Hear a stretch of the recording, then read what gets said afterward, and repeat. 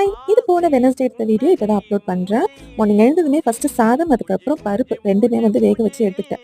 இது வந்து ரெடி ஆனாலே சீக்கிரமா லஞ்ச் வந்து ரெடி பண்ணிடலாம். ஸோ இன்னைக்கு வந்து பார்த்தீங்கன்னா, சாம்பார் தான் ரெடி பண்ணியிருந்தேன். மாங்காய் போட்டு சாம்பார் வந்து ரெடி பண்ணியிருந்தேன். ஸோ பருப்பு கடைஞ்சு எடுத்துட்டு சாம்பார் வந்து தாளிச்சு எடுத்த உடனேவே அதே குக்கர்ல வந்து சேப்பங்கிழங்கு இருந்தது. ஸோ அது வந்து வேக வச்சு எடுத்துக்கிட்டேன். ஸோ சேப்பங்கிழங்கு ஃப்ரை வந்து இன்னைக்கு பண்ண போறேன். சாம்பாருக்கு சைட் டிஷ்ஷா. ஸோ அது பண்ணி முடிச்சதுக்கப்புறமா வந்து ரைஸும் ரெடி ஆயிடுச்சு. அதுக்கப்புறம் வந்து முட்டை வந்து பாயில் பண்ணி இன்னைக்கு லஞ்சுக்கு வந்து பேக் பண்ணியிருந்தேன்.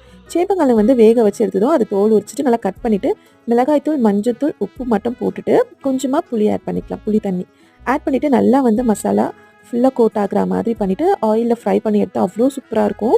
ஸோ அன்னைக்கு நான் லஞ்சுக்கு அதான் பண்ணியிருந்தேன். கிங்ஸ்லிக்குமே ரொம்ப பிடிச்சிருந்தது. இன்னைக்கான கிங்ஸ்லிக்கு லஞ்ச் பாக்ஸ் இதுதான். இதே மாதிரி நாளைக்கு மீட் பண்றேன். பாய். தேங்க் யூ ஃபார் வாட்சிங்.